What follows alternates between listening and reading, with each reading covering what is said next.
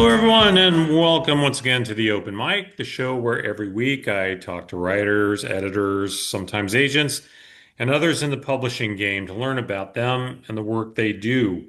The show is available by the same name on both YouTube and via all of the major podcast platforms. And you can subscribe to either or to both. Of course, that is my preference. So you never miss a thing. I also ask if you like what you hear today and you think someone else might also enjoy it, share the information, let them know, especially if they have any kind of aspiration at all toward writing. It's a difficult, challenging, thrilling, exciting, sometimes rewarding, often maddening pursuit. But everybody that I know that is in it really loves it. And so if you know someone who thinks that they would like to test their hand at writing professionally in some way, this is a great place for them to hear from people who do it for a living and well, maybe not always for a living, but they do it on the regular and they have a lot of insights to share. So please feel free to pass it along. I really appreciate that. I am, of course, your host, Rich Eisen. This, as I noted, open mic, the writers in their own words. And we're going to get to my guest here in just a moment. One last thing, if you haven't hit subscribe, like I say, please do that. Also, share it with a friend if you're so inclined. And we also have a huge catalog of stuff in that I've been doing this now for, I don't know, 3 or 4 years. So I have quite a few of these videos and podcasts in the queue. So if you want to go back and look, there's some really great folks there. Check it all out too. Anyway, my guest today.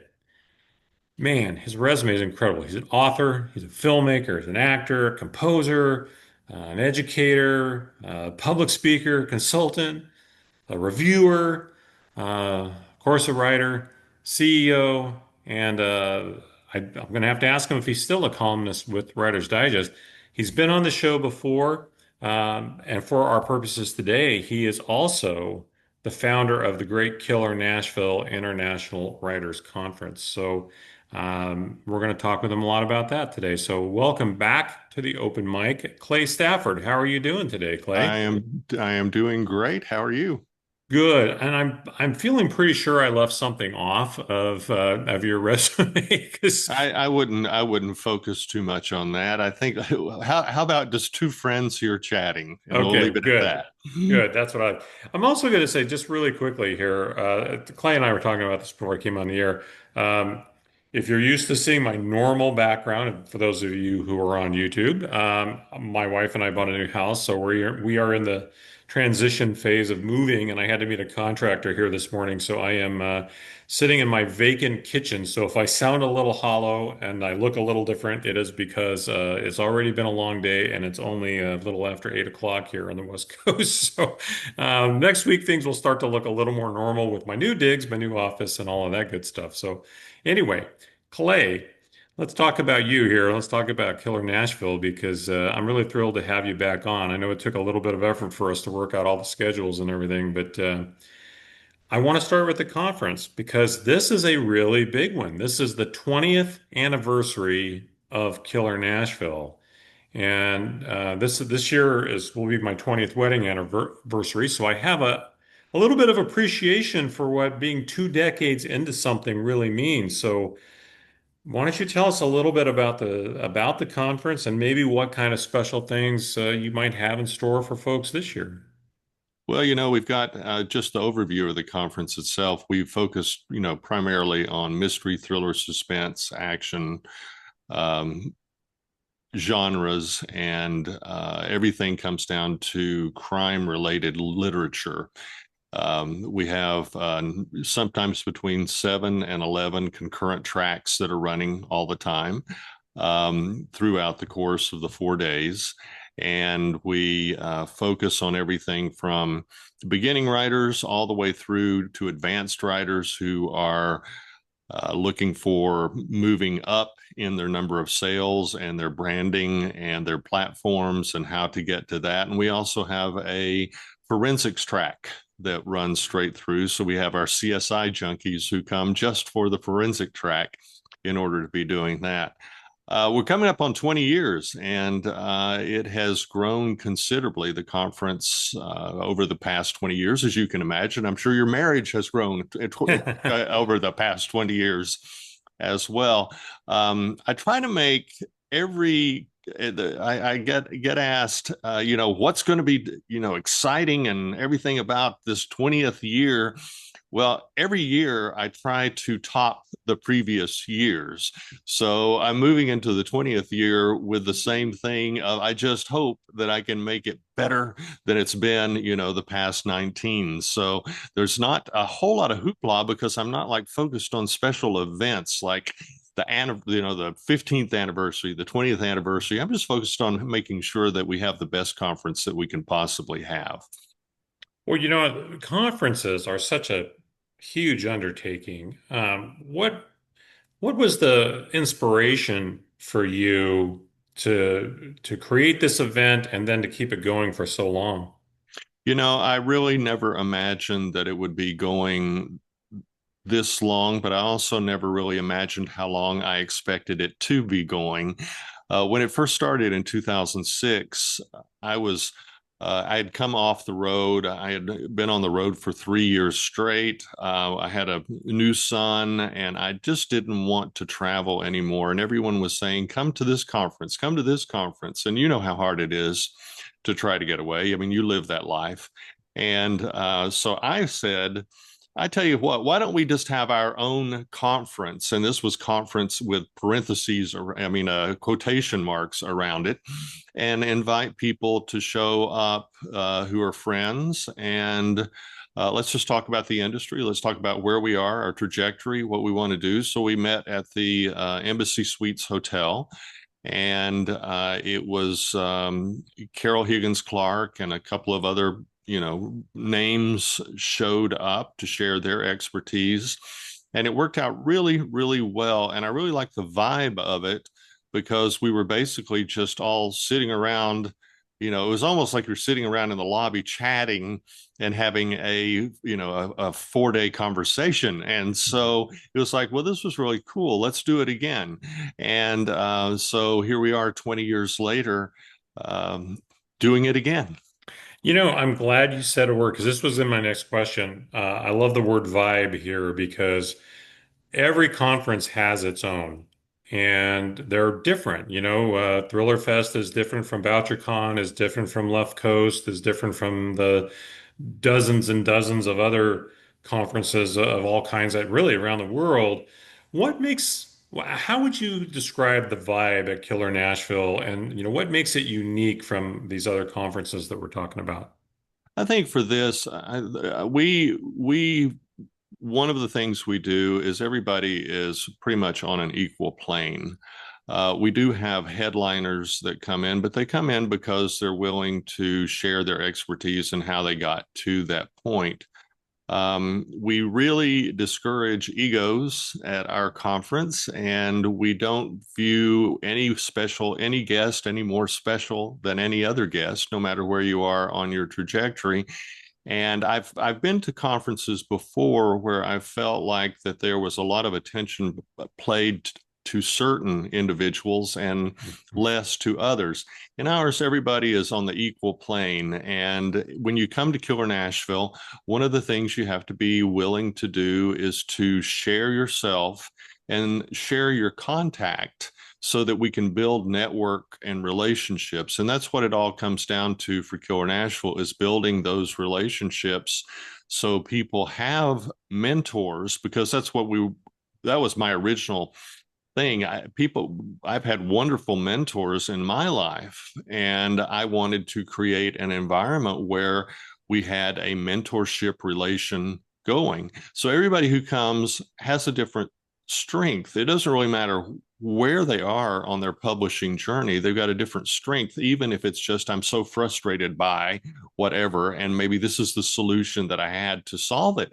And so everybody then joins the discussion. And I've deliberately put it into, we're in the embassy suites, so we are basically in a fishbowl, and everybody has to. It's not big. We've tried different venues, as we were massaging how it was going to work best, and we ended up in a what I call a fishbowl where everybody, we rent out the whole hotel.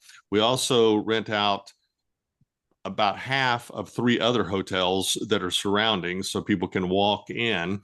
And we basically put everyone together, and the conference rooms and everything are set up so everybody has to pass everybody.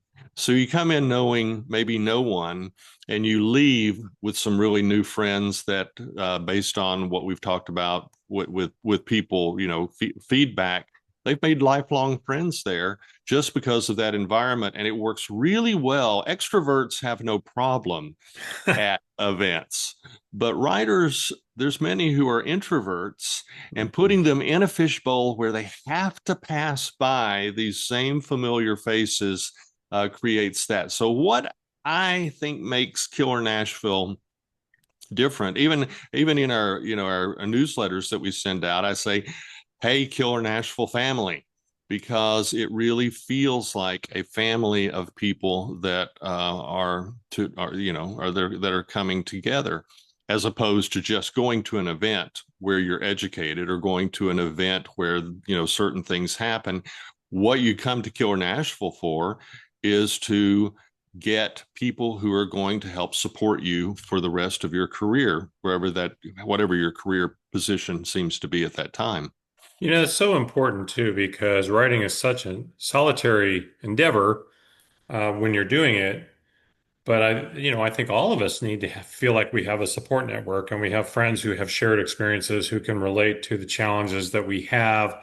Most of us who do this are in, writers groups of some kind. And I know in my own, we certainly talk about our work. We critique each other's work away from the actual group meetings because when we come to the group meetings, we talk about a little bit of that. But what we really are doing more than anything is connecting and talking about writing and talking about some challenges or things we're thinking about, and you kind of bounce some ideas. So we're not doing the critiques right there, but just that couple of hours of sitting around over some coffee and having those moments of connection, it makes it feel like that endeavor is shared, even though it really is not. It's a very individual thing. So everything you're describing, I would say for anyone who hasn't been to a conference, that's really if you've got a conference that really does want to foster that kind of relationship building, that is a great place to start. So I think we've all been to conferences too that are not like that, where especially, the thing you mentioned right off, where maybe the big name, if they've got a big name, gets treated like the big name, and thou shalt not approach them, and all of that kind of thing. And the only way maybe you get a chance to talk with them is if you get to volunteer to take them to and from the airport or something. Otherwise, they have this wall of defense around them and all of that. That's really an unfortunate way to do things. So I think as a writer and someone who's attended conferences, I appreciate what you're talking about there. One of the other Yeah, and great things about Killer Nashville is you have a couple of cool awards, and I'm very honored to say that I won one of these, the Silver Falchion. Talk about the Silver Falchion and the Claymore Awards just a bit, so someone else also maybe who hasn't been there will know what some of the other things that you offer. well, and this is another thing where we are different. Um, the first one, let's just talk about the Silver Falchion Awards. This is for the best books from the previous year. And the way our competition is set up, a lot of competitions are set up, and I'm not knocking them. I'm just saying the differentiation between them and us. They have like best paperback release, best debut, best hardcover release, best whatever. And I looked at that and I said, well, what happened to just the best story? And so our Silver Falchion Award covers, and some of the competitions that are around, you have to be on a list of approved publishers in order to do that, which knocks out a lot of the independent writers who are out there. So there's a lot of great independent stories as well as ones coming from, the big five. And so once again, there's this hierarchy that a lot of competitions fall under. Well, with the Silver Falchion Award, everybody again is on the same level playing field. And so we basically, what I say we try to do is to get a reading list for next year for you guys to read, because these are going to be books that appeal to a large demographic of what we cover. And so every year we offer that, and we have lots of surprises. We have people who are entering that are like we say, the big names, and some some little guppy from nowhere comes and claims the prize because the judges really favor that. And I like that equality that goes with that particular award. So that's for the best book from the previous year. Then the Claymore Awards, which is one of my favorites, because one of my things I've had I think I've had a pretty good life, and it's been because people have helped me out and opened doors for me. And the Claymore Award is for the first 50 pages of an unpublished manuscript. Which, by And the way, I should correct myself. I said Silver Falchion. That's not what I want. I want the Claymore. Thank you. okay, so in that particular case, we've had people who have entered that, and through the relationships that we've had, you can't guarantee anything, obviously, but through that, we've had people get numerous agents. The Claymore has opened the door for that, plus publishers. We've even had a couple of movie deals that have come from the Claymore Awards. So we're very proud of that. So that if you've got a manuscript that you've written, it doesn't even have to be complete, just the first 50 pages, send it in, and it opens up a lot of doors. Then this year we've got we've got our John Siegenthaler Legends Award, which is a award we give to someone who has made an incredible difference in the publishing industry for various reasons, and the criteria are on the website itself. But this year we got Sarah Paretsky Yeah. coming. And she has done an incredible job of, again, I think, fitting in with the same values of Killer Nashville, which is equalizing the playing field and helping writers who may not have been noticed at the time. We're going back several years, and specifically for her, it was female crime writers. When she first started. And she has opened the door for people to be able to share it. And one of the main things of what Killer Nashville is about is the importance internationally of points of view, which may be varying, and some we don't necessarily like, but all of them are valid and need to be stated. And so Sarah Paretsky has done an incredible job of protecting that First Amendment right, of protecting the right of the individual to be able to express themselves. So those are basically the three awards that we give at Killer Nashville. That's great. I'm always curious in something like that. You know, do you have a favorite memory from these last few decades? I'm sure there are some that stand out. You may not have a favorite of all favorites, but do you have one or two that really stand out for you? I mean, in terms of the awards, Well, just in terms of the conference, I mean, was there anything ever like a huge surprise or, anything where, it was just made it a really special event? what I think the thing that gets me every year is when somebody comes down the escalator or comes off the elevator and shouts across the lobby, "Clay, they want to read my manuscript." I think there's nothing probably that peaks that experience, and that happens every single year, but with different people. Because then you know that the first step is being taken, Yeah. and you're there for that first step with them, and you share that excitement because you remember how exciting that was when it happened to you. Well, and I will say, winning the Claymore I mean, it helped, get me my agent. My manuscript, my current work in progress is out there with all of them. My agent's got it out there on submission.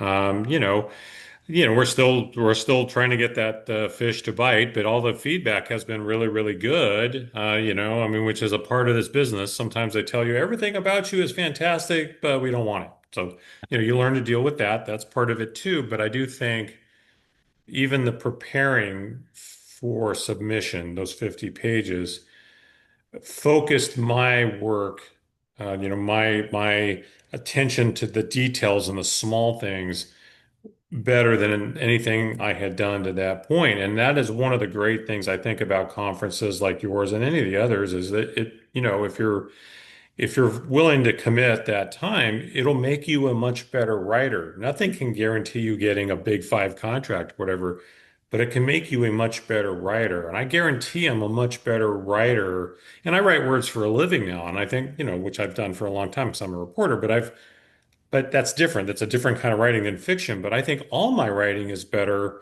because of putting myself out there into contests like that. And because it's harder, let me put you out there and be judged. Ooh, that's hard. So creating a really welcoming environment like you're talking about, I think is so important for writers because it's such a leap of faith to push your creative stuff out there into the universe because one negative thing, that's the thing. We could hear 100 great things, and that one negative thing, you want to crawl under a rock. So I'm really appreciative and admire how much effort goes into making people feel welcome and making them feel accepted and encouraging them to make that kind of chance. So they have that moment where they shout at you across the lobby, Clay, Clay. That's got to feel really great. It does feel great, and we were talking about the competitions, and even your reference to your experience for the listeners out there. Contest and legitimate contest. Be careful. Make sure that you're entering one that's not just taking your money, but legitimate contests are a way because so many writers are out there and agents are overwhelmed with submissions, publishers are overwhelmed with submissions. Those things, like the Claymore Award, actually call an attention to you that separates you a bit and gives you Mhm. oh wait, okay, this person has won a competition, and if they recognize it as a respected competition, that even helps even more to open up doors to get an agent or to get a publisher. And then also entering something like the Silver Falchion and other awards from other places. All of those, any award that you can win is another thing, winner of the so and so. So if somebody is looking through a stack of books and they see book cover, book cover, book cover, book cover, oh, winner of the so and so, or finalist for the so and so, the natural human thing is to gravitate Sure. because there's a perception of quality that is there. And so I encourage your listeners and viewers to look into contests as part of their strategy for building their platform, because they really can make a difference in terms of increased sales and then also getting you into the industry itself. Sure. You know, you mentioned, of course, the this conference is aimed at crime, mystery, thriller, suspense authors. And there's all kinds of genres out there. And I'm just curious, I think you know, the people that write in those genres. Now, there are a few really talented folks who can write across any genre and be really good at it, and I'm jealous as heck of them. But most of us in the crime fiction world, I'm always a little mesmerized about those of us who write in crime fiction and mystery because let's face it, we're writing about a lot of dark stuff most of the time, and noir has made a real comeback, and which I love. I love noir, but you are dealing with a lot of tough subjects and bad people doing bad things and all of that kind of stuff. And yet, crime fiction, mysteries, thriller, suspense is more popular than it's ever been. It's more democratic than it's ever been. And by that, of course, I mean there's more women that are writing it and being acknowledged for being great mystery and crime fiction and thriller writers. Um, what, from your perspective, after all these years of watching and dealing with folks up close, what's your perspective on what makes folks in our genre a little different from the rest? And I'm just always curious about what is the appeal? Why do we want to write these stories and read them? Because clearly people do. Yeah, I think it comes down to why. That's what I think it is.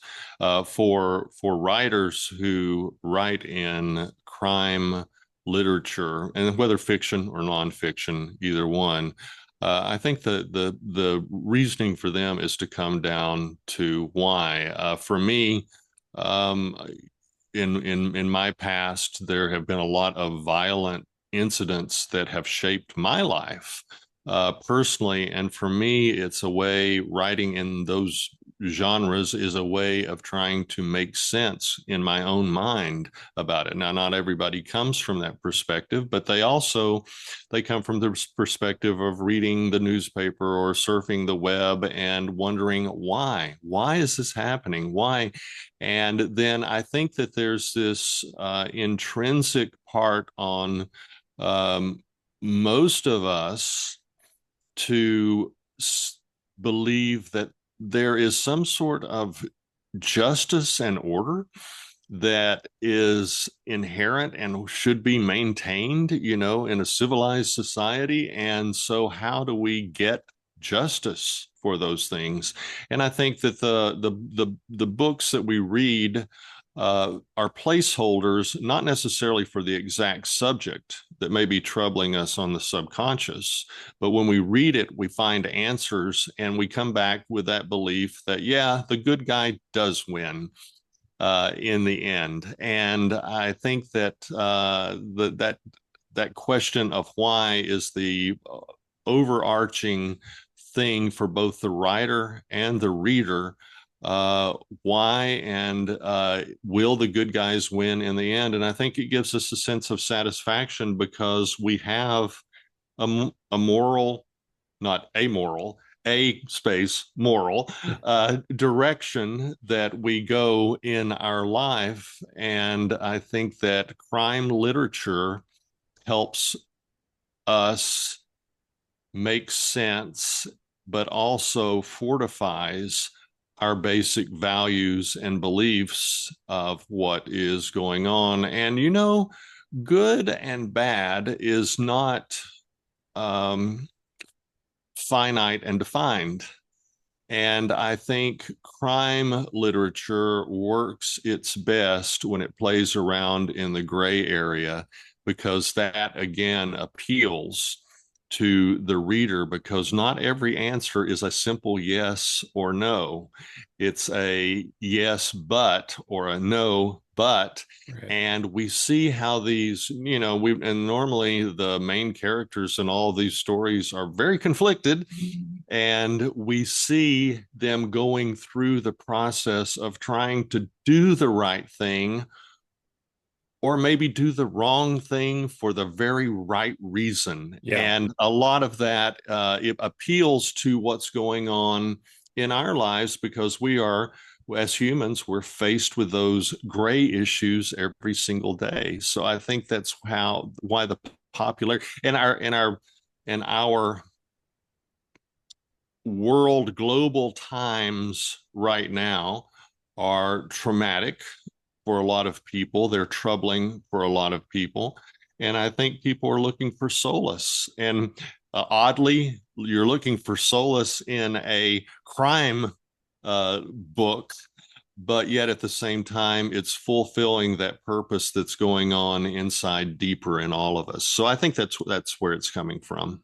Yeah, I think you hit it on the head. People, they're willing to they want to invest in those stories, but they want the good guys to win. Or at least the least bad guys in some cases. I'm a big fan of anti-heroes, the guy that does the right thing, but maybe, outside of, the straight parameters too. So I think there's a lot of that.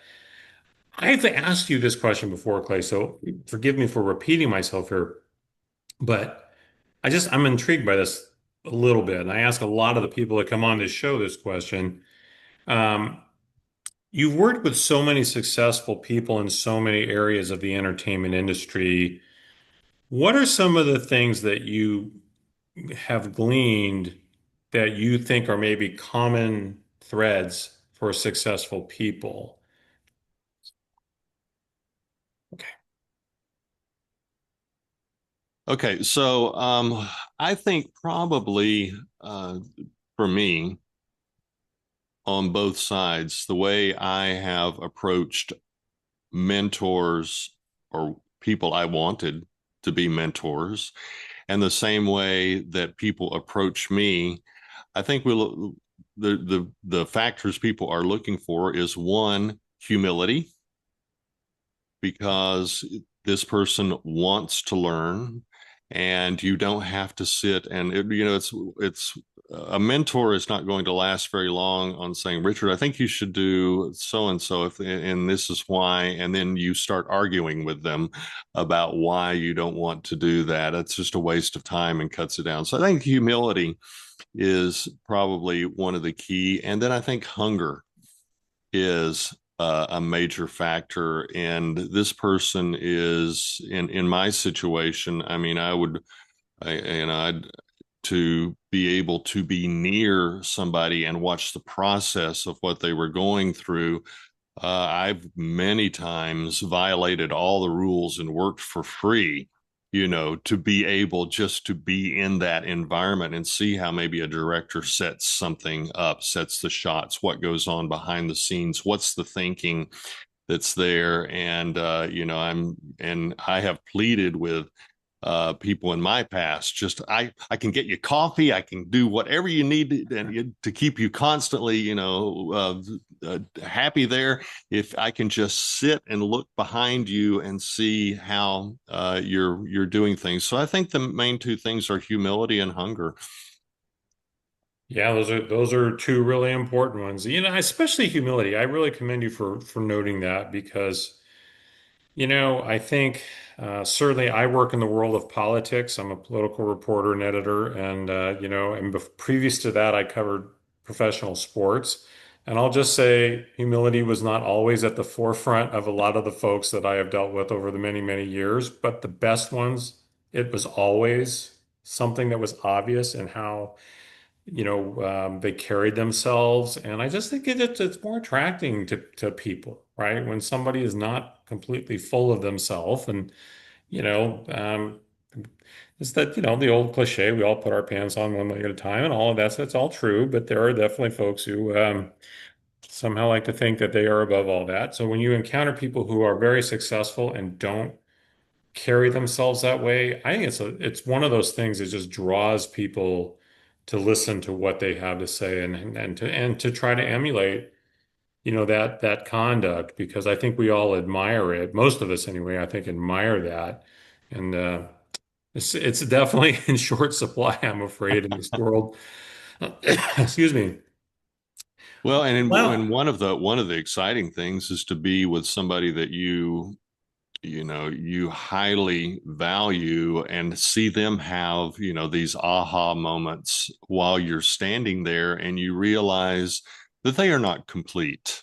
They are still learning. They are still trying to stretch who they are and stretch the industry, stretch whatever it is that they're involved in. And you realize that I mean, there's a sense of comfort in that, knowing that we're all continuing progressing and growing and nobody's stopping. I mean, there are people who do stop, but they could have gone on if they had only wanted to. And I think that it's wonderful to be around mentors who have that same sense of hunger and humility themselves as they're pushing forward yeah, because absolutely. because you learn from that. I only have one more question on the conference.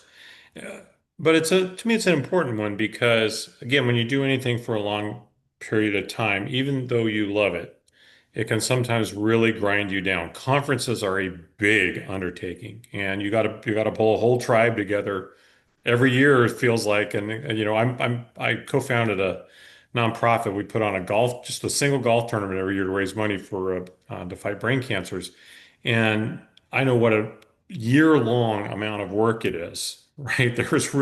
We may take a month off right after the tournament, but then we're right back into the whole the fundraising and, all the arrangements and everything that it comes with. I'm just curious, after 20 years, how do you keep yourself inspired? Do you ever feel ground down and you wonder, well, there's a shelf life on this and maybe I'm getting close, or are you just so in love with this thing that you're going to keep doing it until the body gives out or what have you? How are you?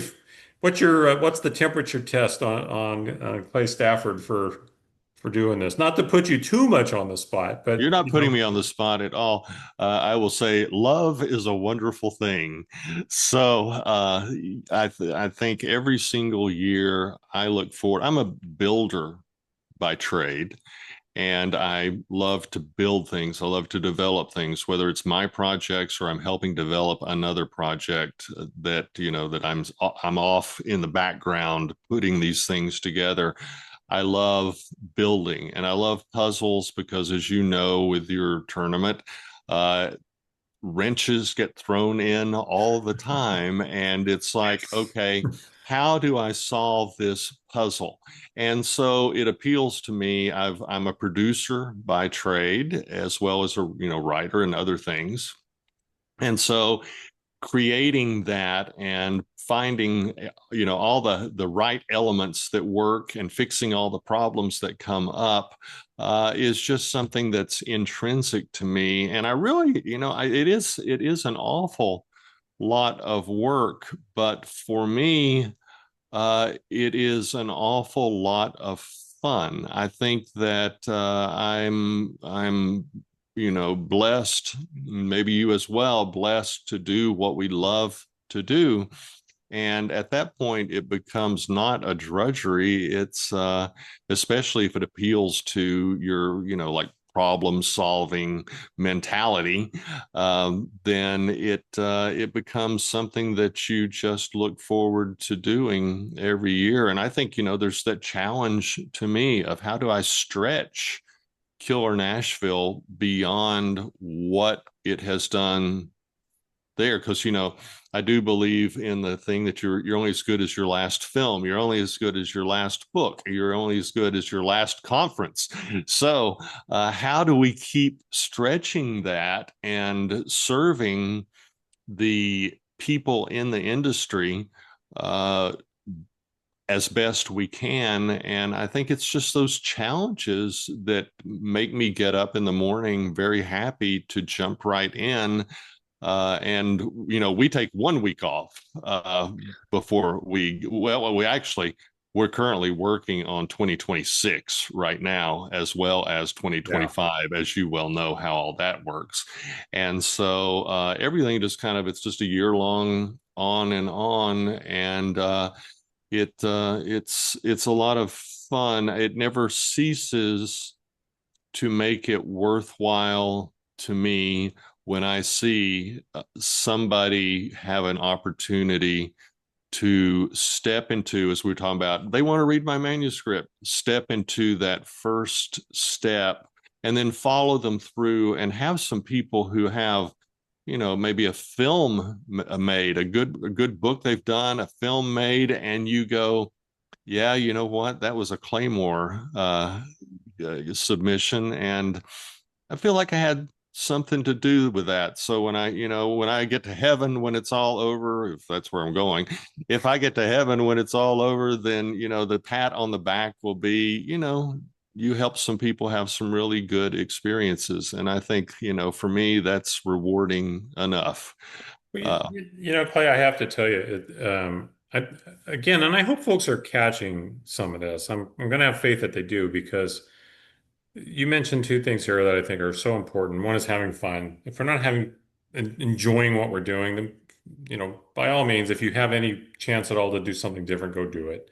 But the other thing is, so much of what you say is about being in the service of others and to try to uplift others and to help people get from A to B. And I think there is so much joy and there's so much satisfaction that comes out of that, to be in the service of others in this world, be whatever it is you're doing, whatever thing it is you do in this world. That's the reason we do a lot of the things we do is to be in the service of others. And so seeing you do it for writers and for that reason, I think is really a commendable thing. And I admire it greatly. So, Well, uh, thanks. yeah. So I can't let you go though without asking one more question about a serious question here, which is tell me about the balanced writer. Is this some now? Give us the 411 on it, but also just what how long have you been doing it, and what's your goal there? Yeah. Well, the balancedwriter.com launched this year, and thanks for asking about it.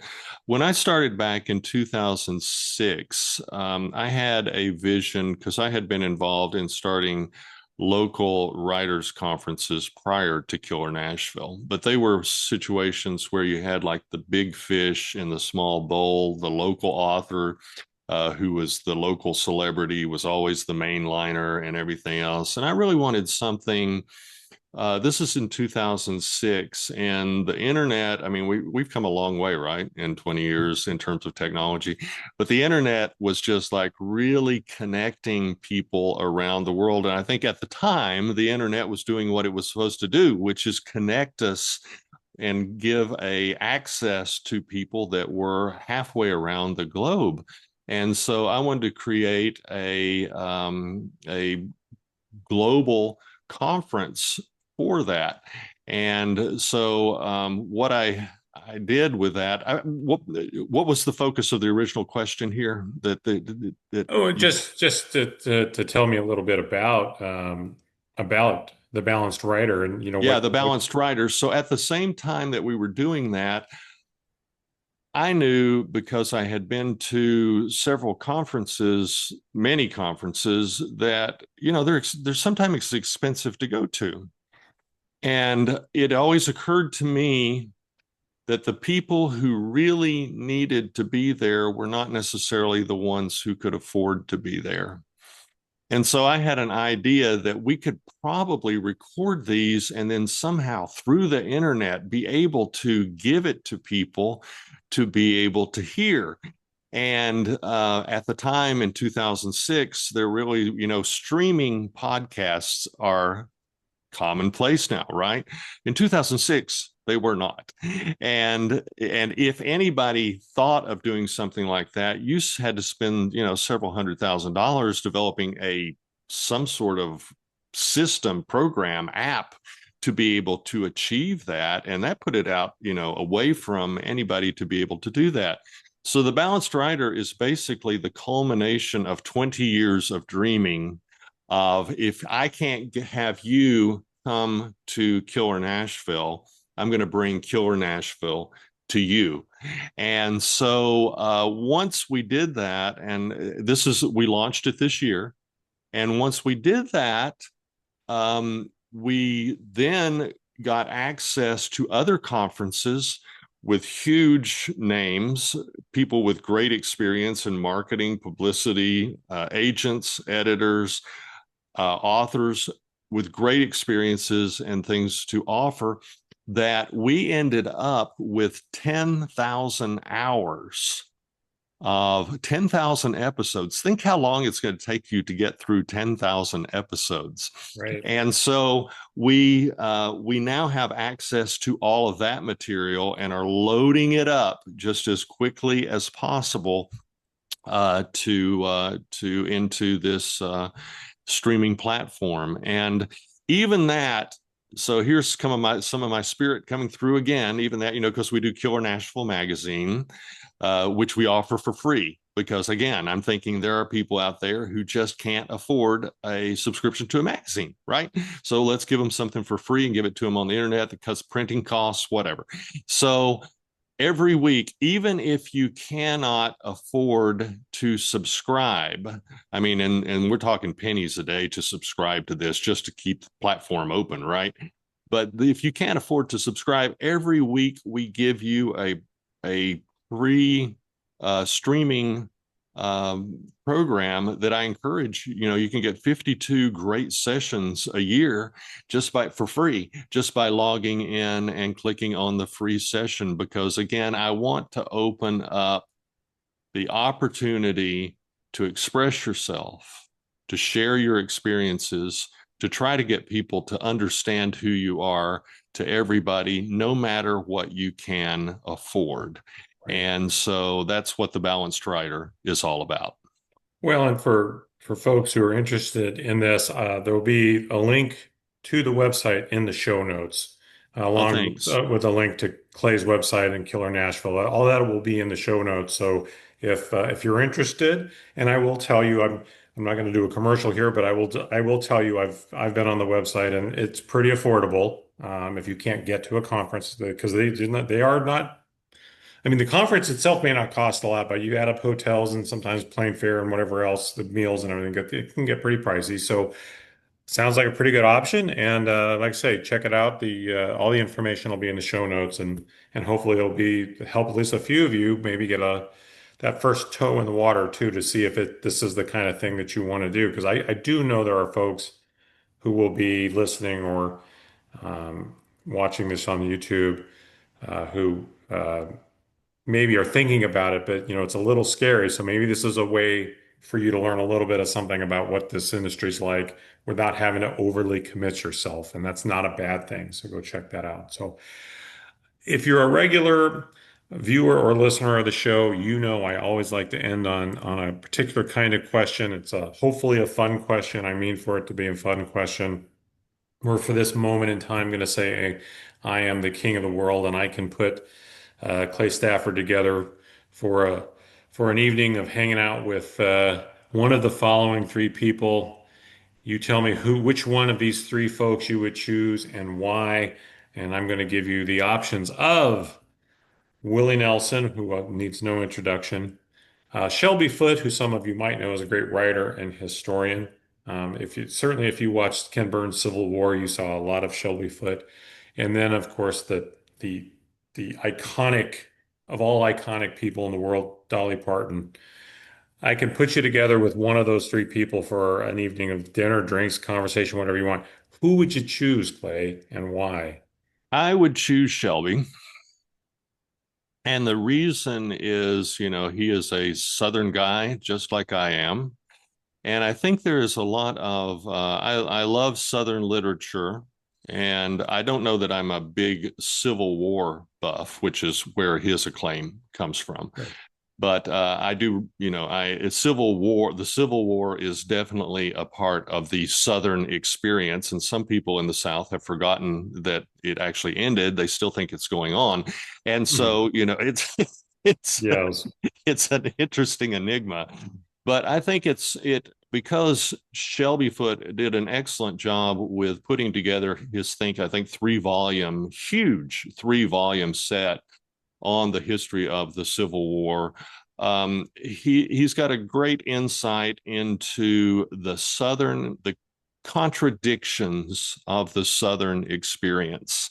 And that is something that always intrigues me because I live here, and every location has its own stories, conflicts, contradictions, whatever. But in the South, we've got some really, I think, some really big ones that we deal with and are still dealing with and have been dealing with since the 1600s. When the South first started to be, invaded by the Europeans, and so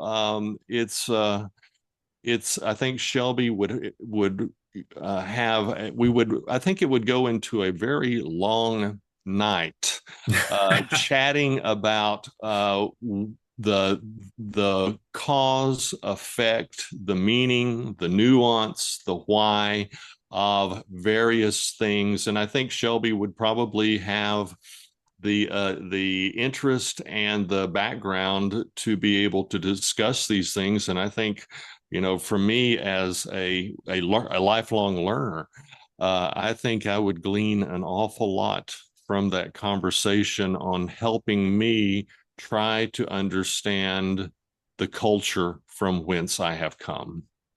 Well, there's always a through line, and sometimes on my options, and um, this sometimes are very obvious, and sometimes they're a little more subtle. Of course, Willie and Dolly are both obviously iconic musicians, but the reason I chose those two along with Shelby Foote is they are all three of them are brilliant writers. They're Willie and Dolly are two of the greatest songwriters, lyricists in the history of modern music, and of course Shelby is one of the great writers and historians of our time. So I that was our little through line there, and of course they're all deeply connected to the South as well. But yes, that was the through line. So well, Clay, as always, it's always fabulous to talk to you. We were talking about it a little bit before we started the show. This one took a long time to get arranged, and it was completely my fault. This is how my life is right now. But I really appreciate you being patient. And actually, I think the timing is pretty good because this will, if you're listening to this show right now or watching it, Killer Nashville is coming up in the next week or so, and I strongly suggest if you've never been to a conference and you're thinking about one, Killer Nashville would be a good one to look into. In the meantime, look into The Balanced Writer. I think that'd be a great idea too. And Killer Nashville magazine. There's lots of ways that Clay Stafford has committed himself to helping writers get the ball rolling. So check it all out. And Clay, thank you so much for coming on the show. Really appreciate it. Thank you so much for having me. Good to see you again. Yeah, you too, absolutely. And I'm going to leave folks with the same thing that I always do, and I always mean it. Tomorrow's not promised to any of us, so whatever you're doing, make today count. For myself, Rich Eisen, this has been and my guest, of course, Clay Stafford. This has been the Open Mic Writers in Their Own Words. I'll see you next time.